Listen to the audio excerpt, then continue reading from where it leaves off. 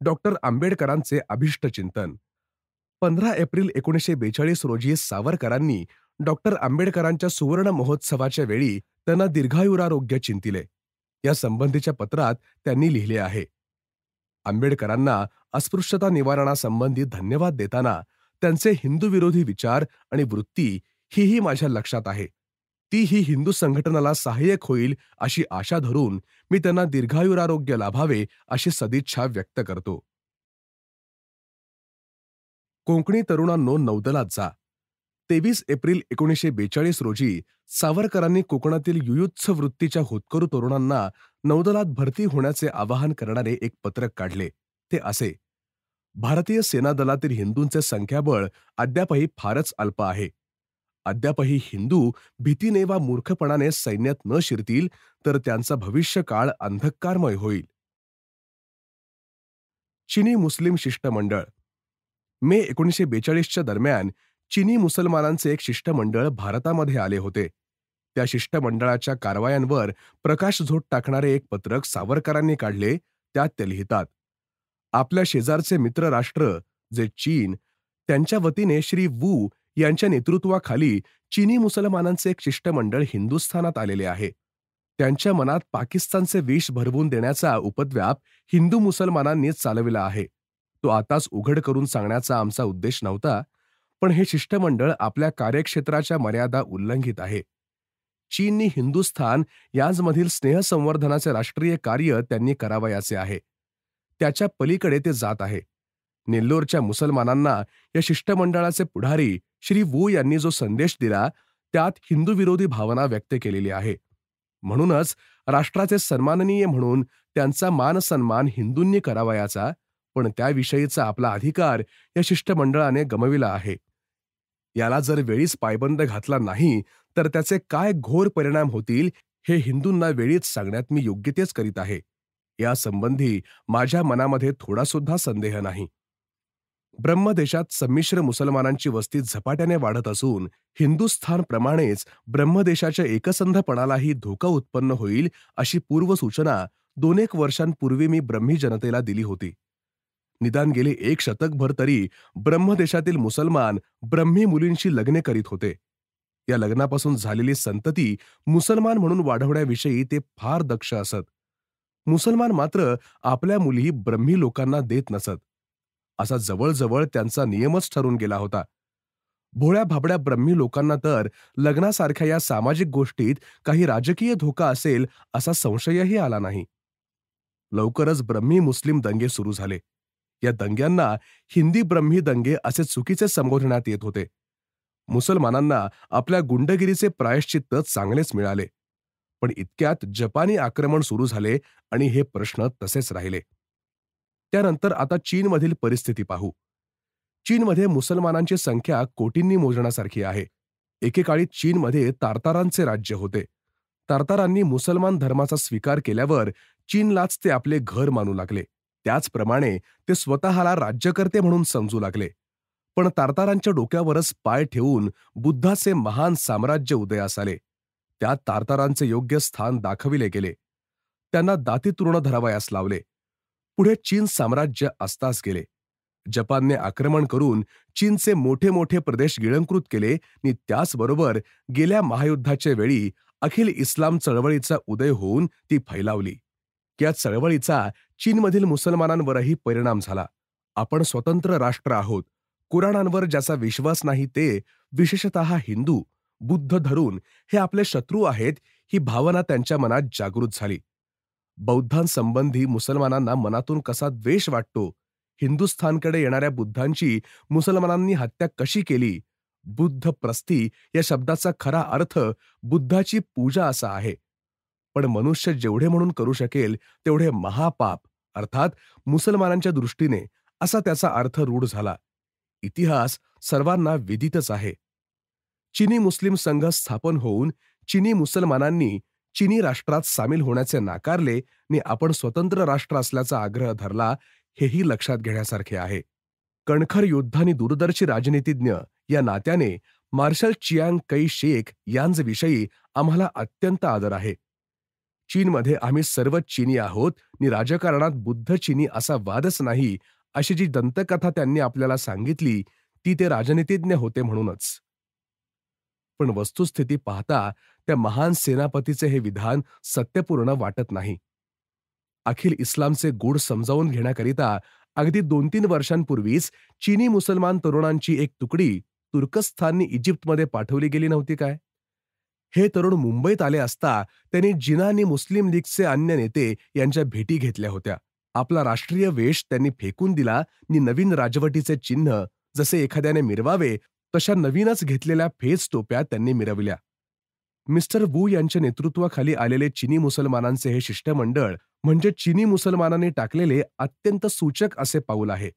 अखिल इस्लाम चळवळीशी निकटचे संबंध जोडण्याचा त्यांचा मुख्य उद्देश आहे. हिंदी मुसलमानांनीही कदाचित त्यांना या कार्यास्तव बोलाविले असेल. निजामापासून पाकिस्तान चळवळीच्या अनेक नेत्यांच्या त्यांनी भेटी घेतल्या असून युद्ध संपल्यानंतर हिंदी मुसलमानांना सहाय्य करण्यास आपण चुकणार नाही अशी भुक्कड भाषा बोलण्याइतके ते धीट बनले आहेत. या युद्धाच्या शेवटी दुसऱ्याला सहाय्य देण्याच्या परिस्थितीत आपण राहू की स्वतः असहाय्य होऊ याविषयी ते नक्की काही सांगू शकतील काय? गरुडाच्या भराऱ्या जोपर्यंत चालू आहेत तोपर्यंत चिमण्या कावळ्यांनी त्याविरुद्ध करार करण्यात काय अर्थ आहे? चीनी मुसलमान हिंदी मुसलमानांना युद्धोत्तर जे सहाय्य देणार आहेत ते हिंदू विरुद्ध आणि पाकिस्तानाकरिताच ना? अशा परिस्थितीत सर मोहम्मद जाफरुल्ला खान यांची चीनमधील हिंदुस्थानचे प्रतिनिधी म्हणून नेमणूक व्हावी हे दुश्चिन्हच होय. प्रत्येक कर्तव्य तत्पर मुसलमानाप्रमाणे तेही तेथे अखिल इस्लामी किंवा पाकिस्तानी तत्वाचे घोडे पुढे दामटण्याचा संभव आहे.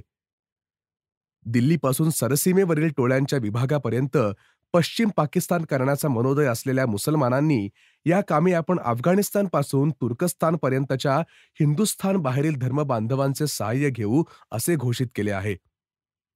आसाम बंगालमधील पूर्व पाकिस्तान संबंधी त्यांना असे मनाचे मनोरे उभारता येत नाहीत. म्हणून ते चिनी ब्रह्मी मुसलमानांशी लगट करण्याचा प्रयत्न करीत आहेत. असे जर असेल तर हिंदूंच्या हातीही काही रामबाण आहेत याची मी त्यांना आठवण करून देतो. चिनी मुसलमानांशी राजकीय सांस्कृतिक गट्टी करणे हिंदी मुसलमानांना शक्य असेल तर जम्मूपासून जपानपर्यंत हिंदू बुद्ध संयुक्त आघाडी स्थापन करणे हिंदूंनाही शक्य होईल. बेडूक फुगला म्हणून काही तो बैल होऊ शकत नाही. सर्व चिनी मुसलमानांसह मिस्टर वू यांनी हिंदी मुसलमानांशी प्रणयाराधन केले तरीही हिंदी अल्पसंख्य मुसलमान हे कधी बहुसंख्य होऊ शकणार नाहीत आणि पाकिस्तानही शक्य होणार नाही. मग ते आपले डोके चीनमध्ये वर काढोत की हिंदुस्थानात काढोत. 60वा वाढदिवस 28 मे हा सावरकरांचा वाढदिवस 1942 साली सावरकरांना 59 वर्ष पूर्ण होऊन 60वे वर्ष लागत होते. हा वाढदिवस साजरा करणाऱ्यांचे आभार मानणाऱ्या पत्रकात सावरकर लिहितात. देशभरच्या लोकांनी या वाढदिवसानिमित्त माझे जे अभिष्ट चिंतन केले त्याविषयी मी जर कृतज्ञता व्यक्त केली नाही तर मी आपल्या कर्तव्यामध्ये चुकलो असे होईल.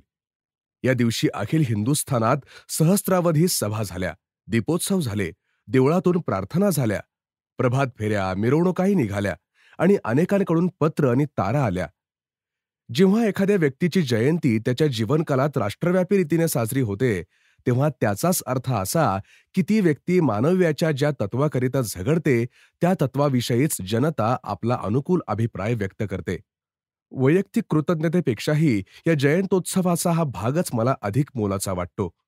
मला दिलेले धन्यवाद हे हिंदू संघटन कार्याला दिलेले धन्यवाद होत. संघटन चळवळीने कोट्यावधी हिंदूंच्या मनाची पकड घेतल्याचेच हे प्रत्यंतर आहे. भारताचे स्वातंत्र्य, अखंडत्व आणि राष्ट्रीय ऐक्य याकरिता आज झुंजणारे आणि काल रणांगणावर पडलेले माझे देशबांधव यात सहभागी आहेत. मद्रासमध्ये राजाजीला विरोध करा. 3 जून 1942 रोजी सावरकरांनी राजाजींच्या पाकिस्तान प्रचाराला पायबंद घालण्यासाठी मद्रासमध्येच पाकविरोधी चळवळ उभारण्याचे आवाहन करणारे एक पत्रक काढले. त्यात ते लिहितात, राजाजी केवळ एकटेच पाकिस्तानचे पाठीराखे नसून रायगडच्या काँग्रेसपासून गांधीजींनी आझादांसारखे काँग्रेस नेते जे मनातून बोलताहेत तेच राजाजी मोठ्याने सांगत आहेत असे स्वतः राजाजीच जे म्हणतात ते खरे आहे. डॉक्टर खरेही सांगतात की या काँग्रेस चौकटीने फुटून निघण्याची इच्छा असणाऱ्या प्रांतांना विरोध न करण्याचा निर्णय घेतलेला आहे. तरी मद्रासमधील हिंदू सभांनी ठिकठिकाणी सभा घेऊन राजाजींच्या आणि काँग्रेसच्या या पाकिस्तानी पाठपुराव्याचा प्रतिकार करावा. रेवा महाराजांची पदुच्यती. 7 जून 1942 रोजी सावरकरांनी रेवा महाराजांच्या संबंधी एक पत्रक प्रसिद्ध केले. त्यात त्यांनी लिहिले, रेवाच्या महाराजांना काढून टाकण्याची जी आज्ञा व्हॉइसरॉयनी काढली आहे, त्यासंबंधी हिंदू सभांनी विचारपूर्वक बोलावे. आता त्यासंबंधीची चौकशी करण्यासाठी व्हॉइसरॉयनी एक आयोग नेमला आहे, हे चांगलेच झाले. तेथील लोकांनी महाराजांना पदच्युत करू नये अशी जी मागणी केली आहे, तीही लक्षात घेतली जावी. सर मिर्झा इस्माईलला काढा. 1 जुलै 1942 रोजी सावरकरांनी पाकिस्तानला विरोध करावा अशी सूचना देणारे एक पत्रक काढले. ते असे: मुसलमानांचे वर्चस्व प्रस्थापित करण्याच्या दृष्टीने कारवाया करणे हेच पवित्र कर्तव्य समजणाऱ्या सर मिर्झा इस्माईल यांची जयपूरसारख्या हिंदू संस्थांच्या दिवाणपदी नेमणूक व्हावी, ही घटना खेदजनक आहे. ते जरी उघडपणे कट्टर पाकिस्तानवादी दिसत नसले, तरी म्हैसूरचे दिवाण असताना त्यांनी मुसलमानांचे हित कसे पाहिले, हे मी माझ्या मद्रास दौऱ्यात प्रकटपणे सांगितले आहे. तेथून मिर्झा इस्माईल निघाल्याने तेथील हिंदू प्रजेची सुटका झाली, ही आनंदाची गोष्ट आहे. पण जयपूरमध्ये जर मिर्झांनी म्हैसूरसारखेच हिंदू विरोधी धोरण अवलंबिले, तर तेथील हिंदू सभा, हिंदू सेनादल, आर्य समाज यांनी त्यांचा तत्काळ प्रतिकार केला पाहिजे. तसे झाल्यास जयपूरच्या महाराजांनीही त्यांना तत्काळ कामावरून कमी करण्यास मागे पुढे पाहू नये. भारताला अधिक द्या. जुलै 1942 मध्ये व्हॉइसरॉयने आपल्या कार्यकारी मंडळात वाढ करून त्यामध्ये सावरकरांनी सुचवलेल्या काही व्यक्तींचा समावेश केला. या संबंधीच्या एका अभिनंदनपर पत्रकात सावरकर लिहितात, काही महान दोष असले तरीही घटनात्मक प्रगतीचे पुढचे पाऊल या दृष्टीने व्हॉइसरॉयनी केलेल्या कार्यकारी मंडळाच्या विस्ताराचे मी स्वागत करतो. यावेळी व्हॉइसरॉयने निवडलेले नेते अनुभवी, कार्यकुशल आणि समाजाचे प्रतिनिधी आहेत. मग पाकिस्तानवादी नेते काहीही म्हणूत, पण शासनाने हे लक्षात ठेवावे की अशा छोट्या सुधारणांनी सध्या तरी जनता मनापासून युद्ध सहाय्याला अनुकूल होणार नाही. त्यासाठी भारताला संपूर्ण स्वातंत्र्याचे आणि भारत ब्रिटन राष्ट्रसमूहात समानतेचे अधिकार दिले पाहिजेत. थोडक्यात म्हणजे ब्रिटनचे शत्रू भारताला जे देऊ शकतील आणि त्यांच्याकडे वळवू शकतील, त्याहीपेक्षा अधिक ब्रिटनने भारताला दिले पाहिजे.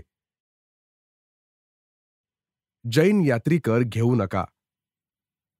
5 जुलै 1942 रोजी सावरकरांनी सिरोहीच्या महाराजांना प्रकट विनंती केली की त्यांनी आबूमधील जैन मंदिराकडे जाणाऱ्यांवर कर लादू नये.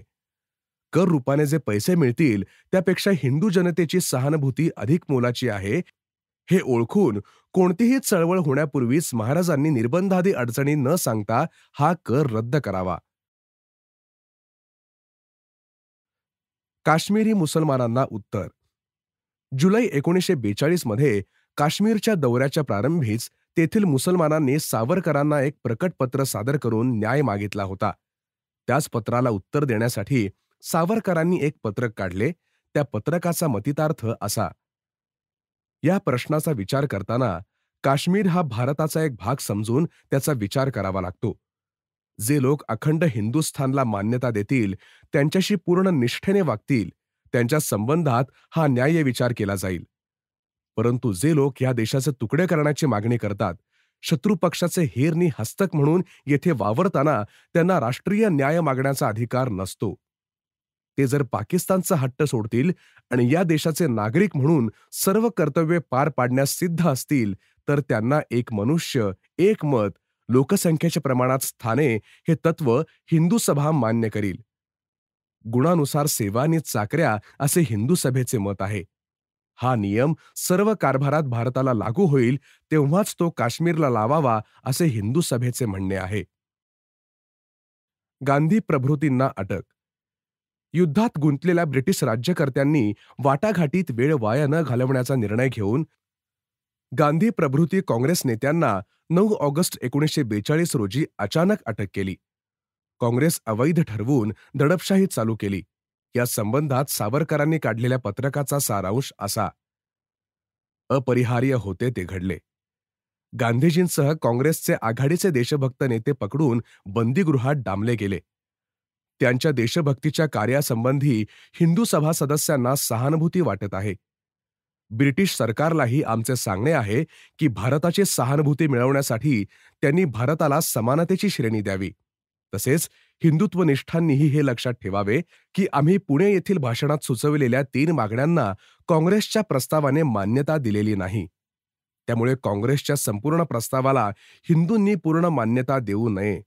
तसेच हिंदू महासभेच्या कार्यकारी मंडळाची सभा होईपर्यंत यासंबंधी कोणताही महत्त्वाचा निर्णय घेऊ नये. ब्रिटिश वृत्तपत्रांना सूचना. 18 ऑगस्ट 1942 रोजी ब्रिटिश वृत्तपत्रांना पाठविलेल्या पत्रकात सावरकरांनी लिहिले, भारतातील राष्ट्रीय असंतोष केवळ दडपशाहीच्या उपायांनी शमणार नाही. आता वाटाघाटीत वेळ न दवडता युद्धात भारताचे सहकार्य मिळविण्यासाठी ब्रिटनने खालील गोष्टी तत्काळ कराव्यात. 1. हिंदुस्थानला समान श्रेणी दिल्याची घोषणा ब्रिटिश लोकसभेने करावी. 2. व्हॉइसरॉयच्या कार्यकारी मंडळाचे संपूर्ण राष्ट्रीयकरण करावे. 3. शक्यतो लवकर सैन्याचे भारतीयकरण करावे. 4. केंद्राप्रमाणे प्रांतातूनही कार्यकारी मंडळे नेमावीत. 5. युद्धोत्तर घटना समिती नेमावी. यापैकी बहुतेक सूचना क्रिप्स योजनेत होत्या. त्या योजनेतील घातक भाग तेवढा मी वगळला आहे. दुसरी गोष्ट अशी की महासभेची संमती घेतल्या वाचून केवळ काँग्रेस आणि लीगच्या संमतीने ब्रिटनने कोणतीही गोष्ट करू नये, कारण काँग्रेसने स्वतःच ती हिंदूंची प्रतिनिधी नाही असे सांगितले आहे. तरी हिंदू महासभेची संमती न घेता केलेला कोणताही करार हिंदूंवर बंधनकारक असणार नाही हे ब्रिटिश लोकमताने लक्षात ठेवावे. त्यागपत्रे देऊ नका. हिंदू महासभेच्या कार्यकारी मंडळाच्या सभेत एकमताने वीर सावरकरांना अध्यक्षपदाचे त्यागपत्र मागे घेण्याची विनंती केली. त्यानंतर 3 सप्टेंबर 1942 रोजी एक प्रकट पत्रक काढून सावरकरांनी सर्वांना आदेश दिला. हिंदू महासभेच्या प्रस्तावासंबंधी काही लोकांनी जाणून बुजून चुकीचा अर्थ लावून हिंदुत्वनिष्ठांना त्यांच्या शासकीय स्थानांची किंवा सैन्यदल, नौदल, वायुदलातील चाकऱ्यांची त्यागपत्रे देण्यास सांगत आहेत. पण कोणीही हिंदुत्वनिष्ठाने तसे न करता त्यांनी आपापले कर्तव्य करीत हिंदू हिताचे रक्षण करावे. तसेच त्यांनी हेही लक्षात ठेवावे की त्यांची शासनातील स्थाने त्यांनी सोडली तर ती देशद्रोही परकीय बळकावतील आणि हिंदूंना शासकीय सत्तेने सतावतील. हा धोका टाळणे ही एक देशसेवाच आहे. एकमुखी मागणी तरी करा. 9 सप्टेंबर 1942 रोजी सावरकरांनी प्रख्यात पुढाऱ्यांना आणि देशभक्त दलांना कळकळीने आवाहन करणारे एक पत्रक काढले. ते असे: डॉक्टर श्यामप्रसाद मुखर्जी आणि महासभेच्या उपसमितीच्या सभासदांनी भारताची एकमुखी मागणी शासनापुढे ठेवण्याच्या प्रयत्नात सहाय्य करावे. साध्यानुकूल सहकार्य या सूत्राप्रमाणे जमेल त्या सर्व पक्षांशी आणि पुढाऱ्यांशी सहकार्य करीत राहणे हे हिंदू महासभेचे धोरण आहे. अशी विविध पक्षांची एकमुखी मागणीही सरकार स्वीकारणार नाही हे सत्य असले तरी अशी मागणी केलेलीच नव्हती हे कारण तरी सरकारला सांगता येणार नाही आणि अशा मागणीचा पुढे एकत्र येण्यास उपयोग होईल यासाठी सर्वांनी हिंदू महासभेच्या समितीशी सहकार्य करावे. भारताचे भवितव्य युद्ध देवतेच्या हाती. इंग्लंडच्या लोकसभेत पंतप्रधान चर्चिल यांनी सांगितले की भारताला स्वातंत्र्य देण्याचा सध्या प्रश्नच उरला नसून तेथे भरपूर सैन्य ठेवून शांतता प्रस्थापित केलेली आहे.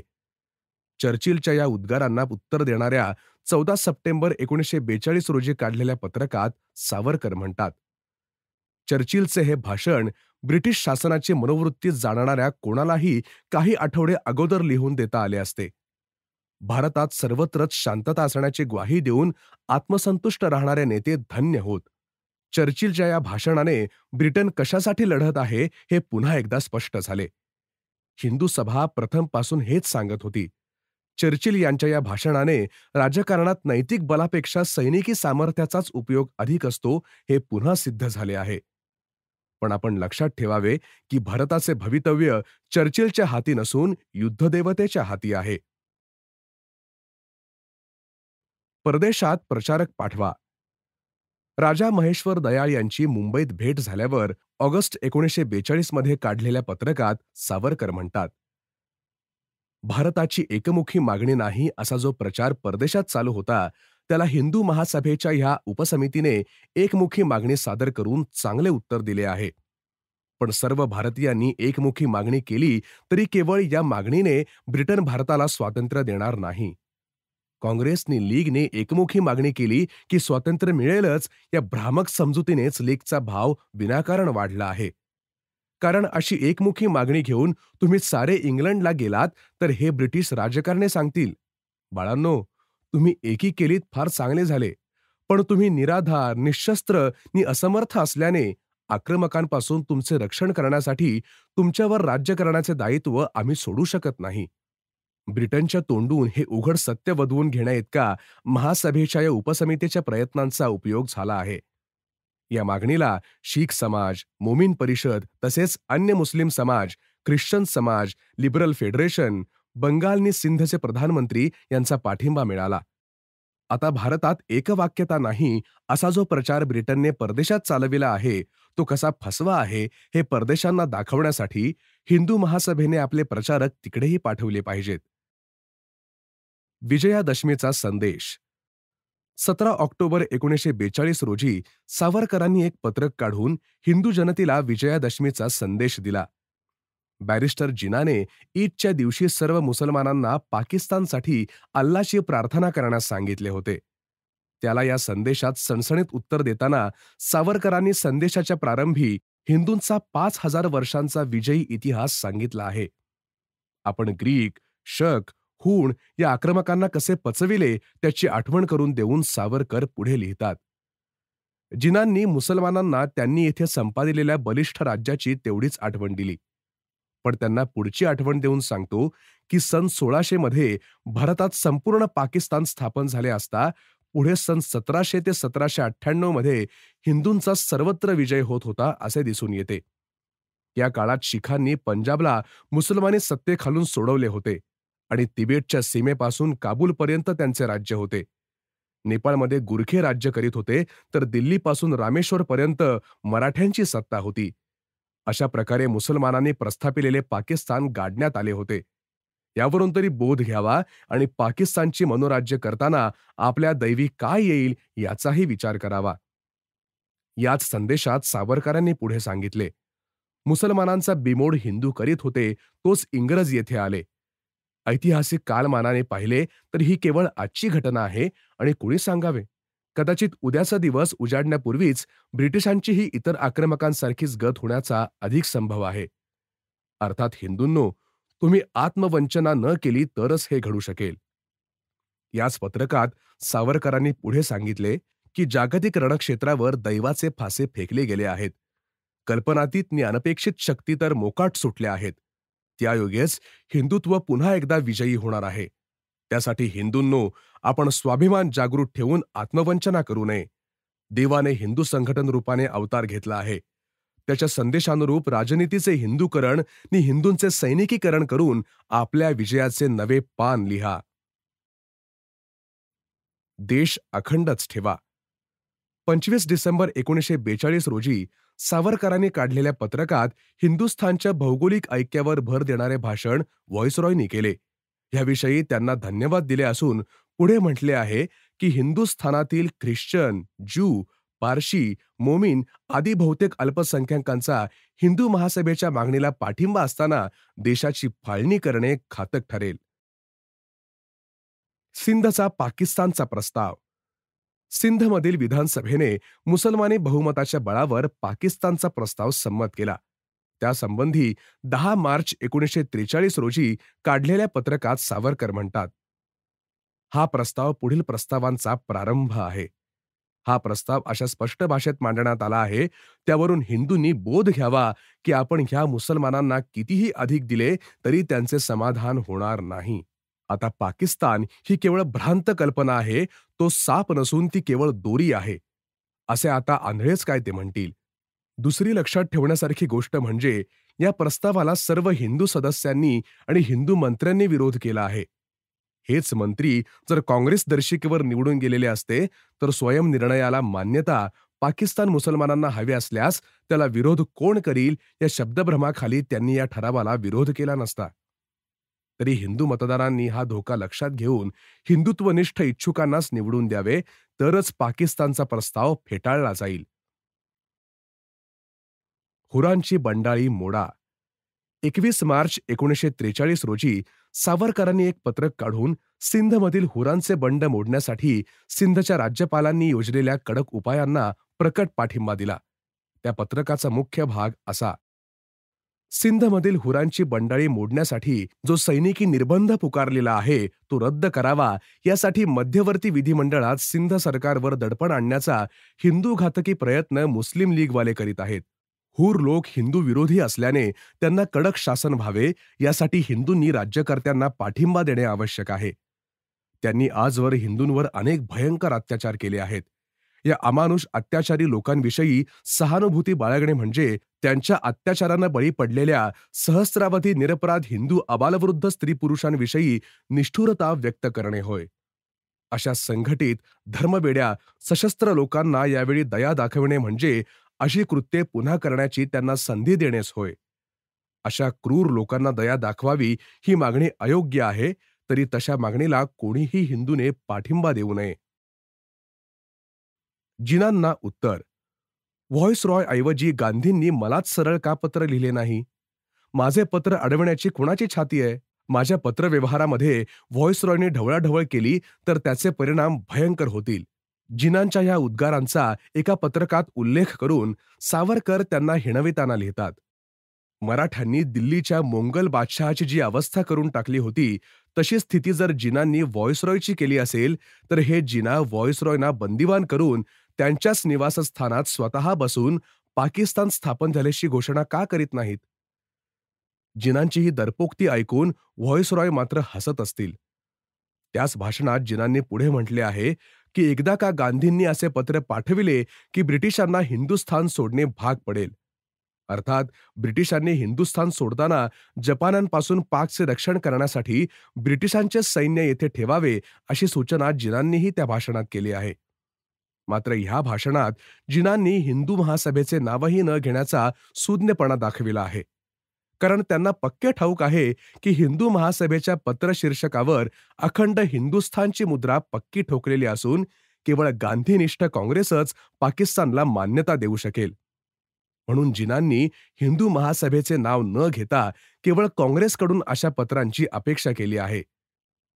काँग्रेसला हिंदू संस्था म्हटले की आपण हिंदू संस्था नाही हे सिद्ध करण्यासाठी काँग्रेस आपण काय मागू ते देईल अशी बॅरिस्टर जिना यांची जुन्या अनुभवाने निश्चिती झालेली आहे. म्हणूनच ते काँग्रेसला हिंदू संस्था म्हणून चिडवीत आहेत आणि हिंदू सभा ही स्वतःला अभिमानाने हिंदू संस्था म्हणत असल्यामुळे जिना तिचे नावही घेत नाहीत. तरी आता कट्टर राष्ट्रनिष्ठ काँग्रेसवाल्यांनी बॅरिस्टर जिनांचा हा कुटील डाव ओळखून खिलाफत स्वराज्य चळवळीतून केवळ आफतच आली आहे हे लक्षात ठेवून या पाकिस्तान स्वराज्य चळवळीतून पाकिस्तानचे भूत निर्माण होणार नाही याची दक्षता घ्यावी. याच संबंधात हिंदुत्वनिष्ठांनीही लक्षात ठेवावे की काँग्रेसवाले बंदिवासात असोत वा बाहेर असोत, ते हिंदू मुस्लिम ऐक्याच्या मृगजळामागे लागून पाकिस्तानला निश्चितपणे मान्यता देतील. मातृभूमीचे तुकडे करण्यास ते कचरणार नाहीत. तरी त्यावेळी हिंदुत्वनिष्ठांनाच त्या अपवित्र युतीचा प्रतिकार करावा लागेल आणि हिंदुस्थानचे स्वातंत्र्य आणि अखंडत्व यांना विरोध असणाऱ्या सर्व शक्तींचा पाडाव करावा लागेल. मंत्रिमंडळासंबंधी सूचना. 28 मे हा सावरकरांचा वाढदिवस. 1942 रोजी त्यांचा वाढदिवस साजरा होत होता तेव्हा देशातील अनेक प्रांतातून राज्यपालांची राजवट चालू होती. काँग्रेस नेते बंदिवासात होते, पण जे बाहेर होते त्यातील काही आणि अन्य पक्षीय नेते संयुक्त मंत्रिमंडळे स्थापण्याचा प्रयत्न करीत होते. त्यासंबंधी आपले विचार व्यक्त करताना 10 जून 1943 रोजी सावरकरांनी लिहिले: देशभक्तीने आणि शुद्ध हेतूने प्रेरित होऊन जर संयुक्त मंत्रिमंडळे बनवण्यात आली तर संघशक्तीने काम करण्याचे शिक्षण आपल्याला मिळून परकेपणाची भावना नष्ट होईल. या संबंधात हिंदू सभावाद्यांनी खालील सूचना लक्षात ठेवाव्यात.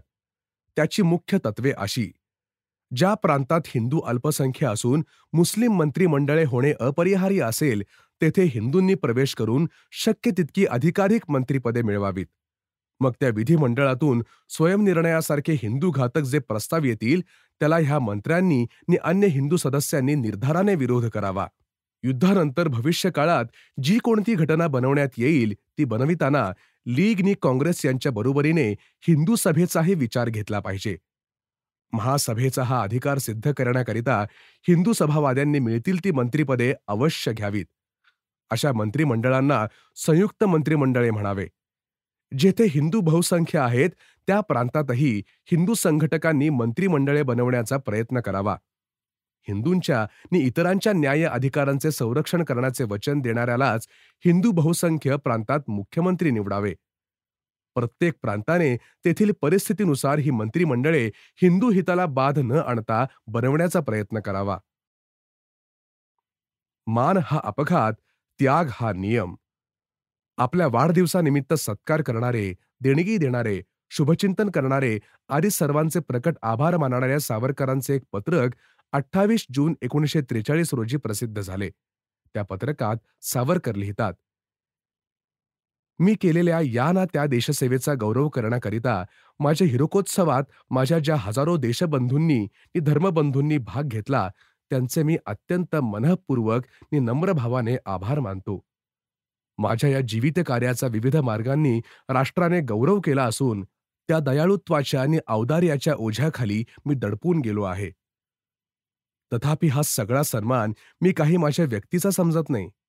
माझ्या सन्मानाचे जे प्रचंड समारंभ झाले त्याचे मूळ कुठल्याही राष्ट्रीय कार्याविषयी नि त्यागाविषयी कृतज्ञता व्यक्त करण्याची जी भावना आपल्या लोकात आहे त्यात आहे.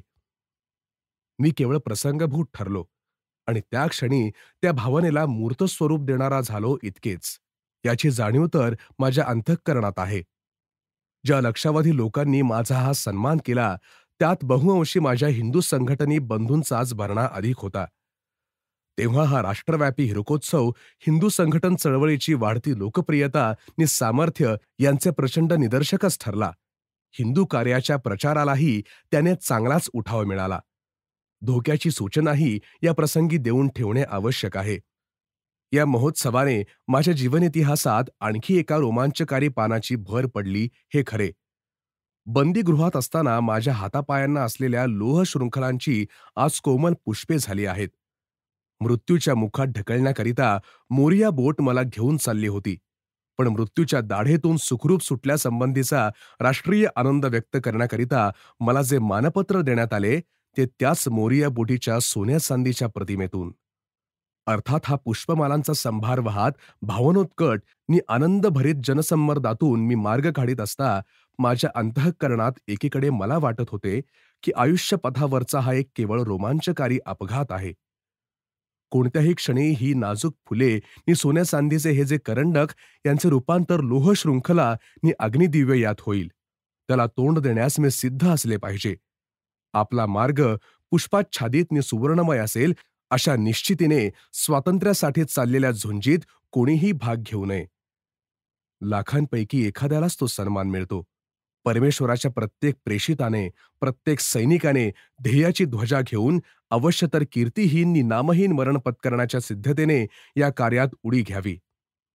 कारण सत्याच्या प्रेषितांना तत्काळ यश वा मान मिळणे हा केवळ अपघात होय. उपेक्षित त्याग हाच नियम. प्राचार्य माटे व डॉक्टर मुखर्जी यांना उत्तर. 10 फेब्रुवारी 1943 रोजी गांधीजींनी बंदीगृहात उपोषण चालू केले तेव्हा त्यांच्या समर्थकांनी व्हॉइसरॉय काउन्सिलमधील सदस्यांनी त्यागपत्र द्यावीत अशी मागणी चालू केली. पुण्याचे प्राचार्य माटे आणि डॉक्टर श्यामप्रसाद मुखर्जी यांनीही वीर सावरकरांना तार करून विनंती केली की त्यांनी गांधीजींचे प्राण वाचवण्यासाठी सर ज्वालाप्रसाद प्रभृतींना व्हॉइसरॉयच्या कार्यकारिणीचे त्यागपत्र देण्यास सांगावे. हे आपणास मान्य नसेल तर कार्यकारिणीची सभा त्वरित बोलवावी. या तारेला दिलेल्या उत्तरात सावरकरांनी लिहिले, श्रीवास्तवजी हे काही हिंदू सभा दर्शिकेवर निवडून आलेले नाहीत किंवा तिचे प्रतिनिधी म्हणून नियुक्त झालेले नाहीत, हे कृपया ध्यानी घ्यावे. नैतिक दाबासंबंधी सांगायचे म्हणजे 15 दिवसांपूर्वीच महासभेच्या कार्यकारिणीची सभा होऊन तिने सर्वांगीण चर्चा करून जो एक ठराव संमत केला त्याचा काय नैतिक परिणाम व्हायचा तो होईल. माझा स्वतःचा नि कार्यकारी मंडळाच्या अनेक सभासदांचा केवळ हिंदू सदस्यांना त्यागपत्र द्यावयास भाग पाडण्यास विरोध आहे. या प्रश्नांची चर्चा 15 दिवसांपूर्वीच झाली असल्याने पुन्हा कार्यकारी मंडळ बोलावण्याची आवश्यकता नाही. तरी अध्यक्षांचा विचार न घेता कार्यकारी बोलावण्याचा प्रयत्न करू नये. संयुक्त मंत्रिमंडळे का हवीत? लीगच्या मंत्रिमंडळातही घुसा असा आदेश जेव्हा सावरकरांनी दिला, तेव्हा त्यांचे विपक्षीय टीकाकारच काय, पण काही स्वपक्षीय सुद्धा त्यांना नावे ठेवू लागले. त्यांना पाकिस्तानी म्हणू लागले. तेव्हा अशा अपेक्षांना उत्तर देण्यासाठी 10 जुलै 1943 रोजी सावरकरांनी एक विस्तृत पत्रक काढले. ते असे: संयुक्त मंत्रिमंडळे बनवण्याविषयी मी जे पत्रक काढले त्याचा उपयोग अपेक्षेप्रमाणे झाला आहे. सध्याच्या परिस्थितीत संयुक्त मंत्रिमंडळे बनवण्याविषयी मी कधीच फारसा उत्सुक नव्हतो. युद्धकाळात सत्तेचे केंद्रीकरण झालेले सरकारला अत्यंत सोयीस्कर असल्यामुळे प्रत्येक प्रांतात तशी केंद्रीभूत झालेली सत्ता सोडून देण्याची सरकारची इच्छा आहे असे मला तितकेसे वाटत नाही. पण संयुक्त मंत्रिमंडळाची कल्पना निघून कित्येक प्रांतातून या ना त्या प्रमुख गटाने त्या दृष्टीने हालचाली करण्यास प्रारंभ केला. तेव्हा हिंदुत्वनिष्ठांनी हात जोडून स्वस्थ बसता येणे शक्यच नव्हते. अशा मंत्रिमंडळासंबंधी हिंदू हितरक्षणाच्या दृष्टीने आपण कोणते धोरण स्वीकारावे हे समजून घेण्याची इच्छा असलेल्या इतर पक्षांच्या पुढाऱ्यांनी याविषयी तातडीने, प्रसंगी तारेने समावेश मागितला. प्रस्तुतच्या घटनेच्या मर्यादा लक्षात घेऊन अधिकाधिक राष्ट्रहित साधण्याच्या दृष्टीने कोणते धोरण स्वीकारावे याचा माझ्या पत्रकावरून त्यांना स्पष्ट उलगडा झाला. बरेच जणांचे डोळे त्याने उघडले आणि खोटी आशा आणि खोटी भीती यांच्यामुळे उडालेला विचारांचा गोंधळ नाहीसा झाला. माझ्या पत्रकामुळे पहिली गोष्ट जर कोणती साध्य झाली असेल तर ती ही की हिंदू मुस्लिम ऐक्यासंबंधीच्या याल तर तुमच्यासह या माझ्या तत्वानुसार सहकार्याविषयीच्या किंवा संयुक्त मंत्रिमंडळाविषयीच्या कोणत्याही प्रामाणिक योजनेचे स्वागत करण्यास आणि हिंदूंनी अहिंदू अशा सर्व हिंदी लोकांच्या हातात हात घालून प्रत्यक्ष व्यवहार्य राजकारणात काम करण्यास मी सिद्ध आहे हेही स्पष्ट झाले. मात्र मुसलमानांनी देशभक्त व्हावे म्हणून हिंदूंच्या अधिकाराची लाच मुसलमानांना देण्यास मी सिद्ध नव्हतो. संयुक्त मंत्रिमंडळे जर देशभक्तीच्या हेतूने प्रेरित झालेली असतील आणि सर्व नागरिकांना समानतेचे वागवण्याच्या तत्वानुसार चालवण्यात आलेली असतील तर त्यामुळे एक राष्ट्र म्हणून तत्परतेने संघटित होण्याचे शिक्षण मिळण्याचा संभव आहे. आपल्या अहिंदू देशबांधवांबरोबर अशा रीतीने संयुक्त मंत्रिमंडळात काम करण्याचा आदेश हिंदू संघटनवादी जनतेला मी दिल्यामुळे ही गोष्ट अगदी ढळढळीतपणे सिद्ध झाली की मी घालून दिलेले हिंदू संघटनी धोरण तथाकथित राष्ट्रीय काँग्रेसच्या धोरणापेक्षाही अधिक राष्ट्रीय आहे. विधिमंडळात काँग्रेस पक्षाचे बहुमत असल्यामुळे मंत्रिमंडळ बनवण्याचा वा मोडण्याचा सर्वाधिकार काय तो त्या एकाच पक्षाला आहे. ह्या अडाणी समजुतीचे संयुक्त मंत्रिमंडळे बनवण्याच्या प्रयत्नांचे मी समर्थन केल्यामुळे पार उच्चाटन झाले. काँग्रेसची मंत्रिमंडळे ही एका पक्षाची होती, तरीही त्यांनी सबंध प्रांताच्या वा देशाच्या नावाने कारभार हाकला. अगदी त्याचप्रमाणे अल्पसंख्य गटांनी बनविलेल्या संयुक्त मंत्रिमंडळांनाही कारभार चालवण्याचा अधिकार आहे. काही सदस्य पुरस्पर लोकनियुक्त संस्थेतून बुद्धिपुरस्पर बाहेर राहिले तर उर्वरित प्रतिनिधी हेच त्या काळापुरते ती संस्था असून तिचे प्रतिनिधी म्हणून तिच्या नावाने त्यांनी कारभार चालवावा हे क्रमप्राप्तच आहे.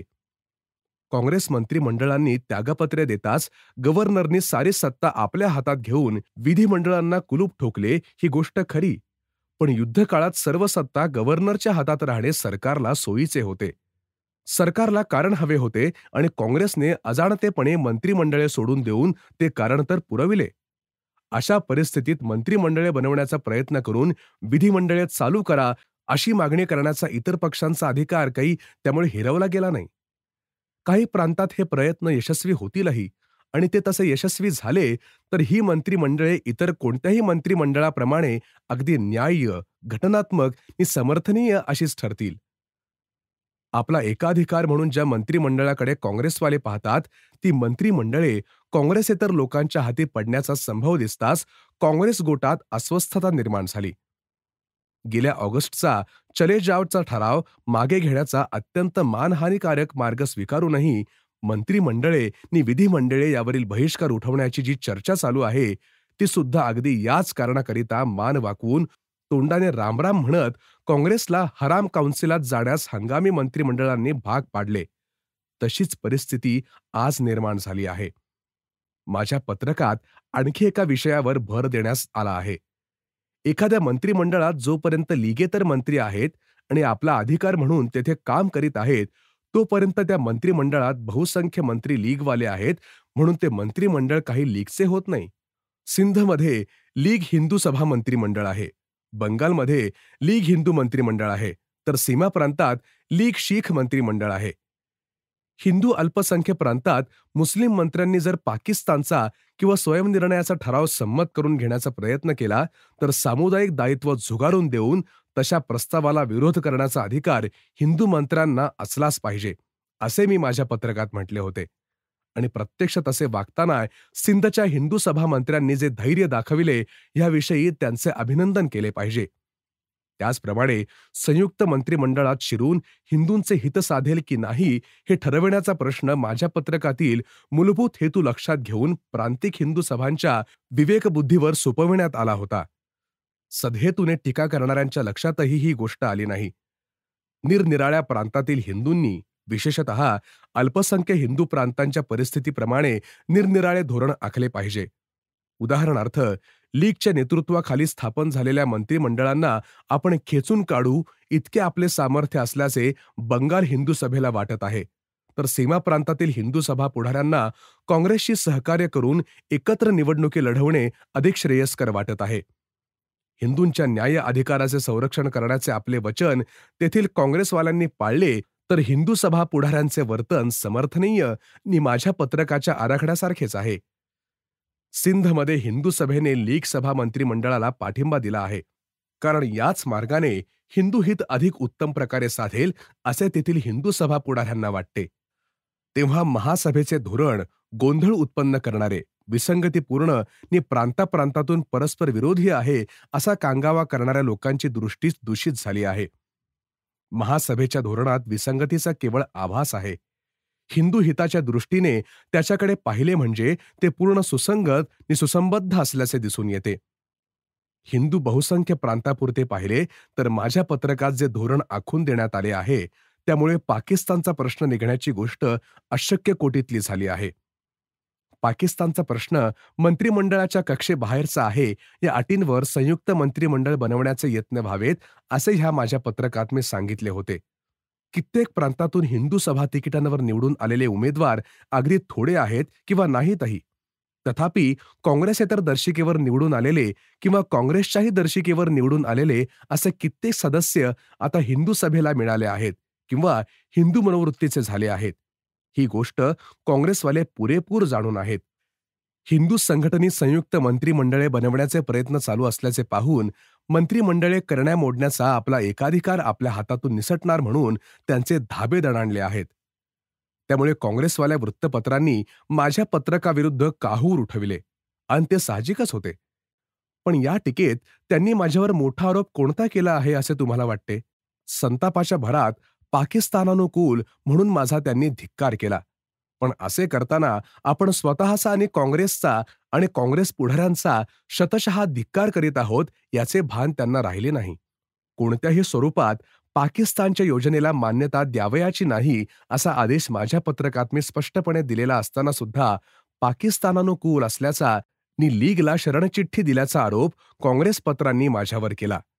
त्यामुळे मला खरोखर आनंद झाला. माझ्या पत्रकाचा परिणाम अपेक्षेबाहेर झाला, कारण काँग्रेस पत्रांनी मला पाकिस्तानानुकूल म्हणावे आणि माझ्यापेक्षा आणि माझ्या सहकाऱ्यांपेक्षा हिंदू हिताची अधिक चिंता व्हावी हा गेली काही वर्षे नवीन हिंदू संघटने ध्येयवादाचा आम्ही जो झंझावती प्रचार केला त्याचाच विजय आहे. ज्यामुळे राष्ट्राच्या नावाने जिनांच्या हातावर जातीय निवाड्याचे उदक सुटते, त्या विधिमंडळातील काँग्रेसवाल्यांच्या तटस्थतेला याच काँग्रेस पत्रांनी उचलून धरले नव्हते काय? स्वयंनिर्णयाला काँग्रेसने मान्यता दिली. शेषाधिकार प्रांताकडे असावेत म्हणून ठराव केला. 100% मध्यवर्ती सत्ता लीगच्या हातात देण्याची सिद्धता दर्शवणारे पत्र अगदी मनःपूर्वक गांधीजींनी जिनांना लिहिले. आपल्यावरील योजनेचा पुनरुच्चार करणारे पत्र गांधीजींनी व्हॉइसरॉयना लिहिले. या सर्व गोष्टींना पाठिंबा देऊन त्यांची तळी याच काँग्रेस पत्रांनी उचलून धरली नव्हती काय?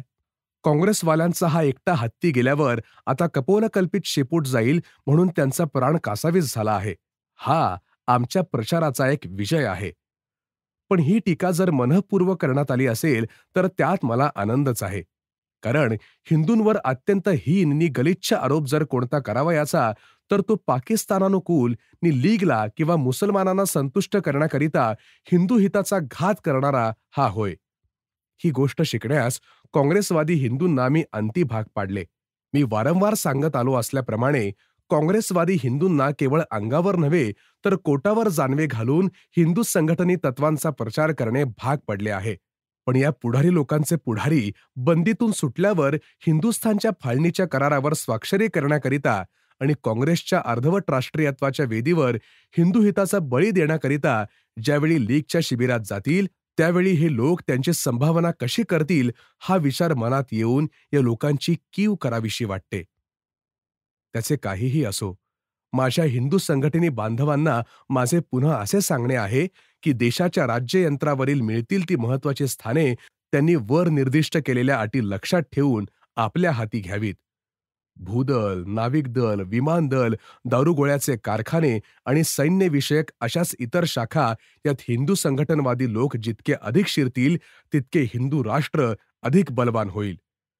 राजकारणात त्याचा विचार करणे हे तर अपरिहार्य होऊन बसेल आणि घटना परिषदा किंवा अखंड आणि स्वतंत्र हिंदुस्थानची घटना यावर त्यांचेच वर्चस्व राहील. जिनांवरील हल्ल्याचा निषेध. सावरकर जिना यांच्या भेटीसंबंधात सावरकरांवर केवळ टीकाच करण्यात आली. पण एका मुसलमानानेच जिनांवर प्राणघातक वार केले. जिना यामधून वाचले. या संबंधात 27 जुलैला काढलेल्या एका पत्रकात सावरकर म्हणतात, ह्या प्राणघातक संकटातून जिना बचावले यासाठी मी त्यांचे अभिनंदन करतो. मुसलमान पुढाऱ्याच्या जीवितावर घाला घालण्याचा प्रयत्न एका मुसलमानानेच करावा याविषयी जिनांना वाईट वाटणे साहजिकच आहे. आपापसात केलेले अशा प्रकारचे अकारण हल्ले हे सार्वजनिक जीवनावरील कलंकच होत.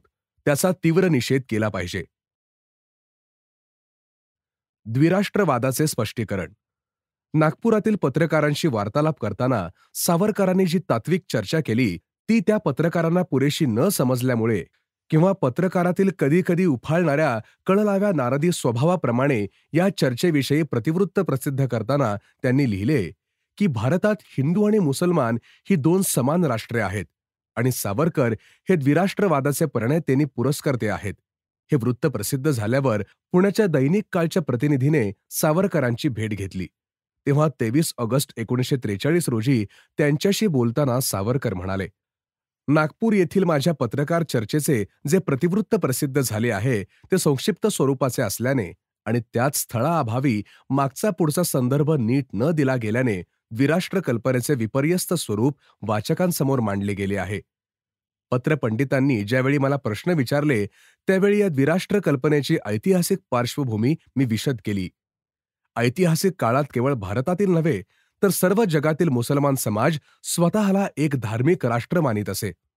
अर्थात हे राष्ट्र धार्मिक पायावर उभे असल्याने त्याला भौगोलिक मर्यादा नव्हत्या. खलिफा हा त्या सर्व मुसलमानांचा एकच धर्मगुरू नि राज्यकर्ता होता. ह्या दृष्टीने मुसलमान हे स्वतःला एक अलग राष्ट्र मानतात.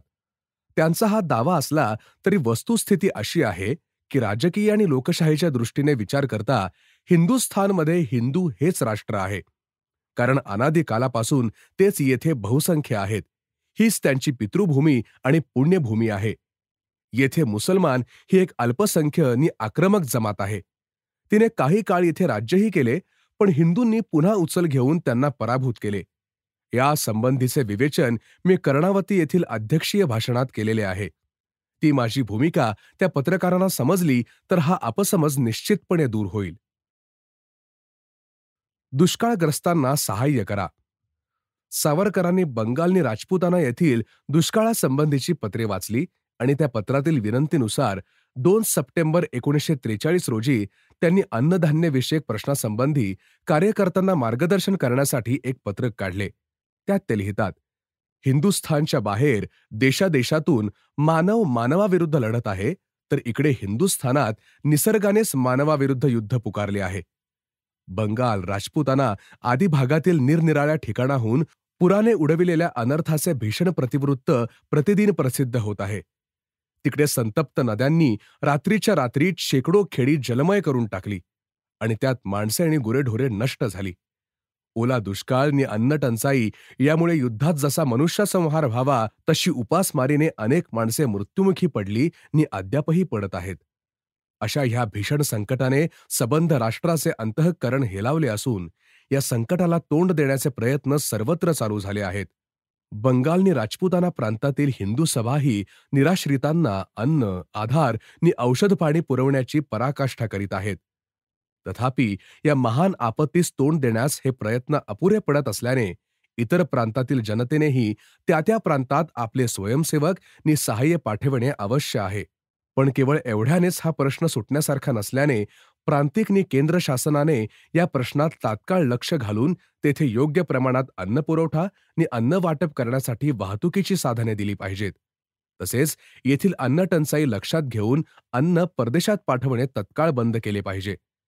केंद्र शासनाचे अनुभवी आणि कार्यक्षम अन्न मंत्री श्री ज्वालाप्रसाद श्रीवास्तव हेही या प्रश्नी तत्काळ लक्ष घालून शक्य ते प्रयत्न करतील अशी माझी निश्चिती आहे. या कामी जनतेनेही त्यांना शक्य ते सहाय्य करावे असे माझे आवाहन आहे. हिंदू सभेचे सभासद वाढवा. काही काही चर्चेत सावरकर अन्य अनेक गोष्टींप्रमाणे हिंदू महासभेचे सभासद वाढवा या कार्यावरही भर देत असत.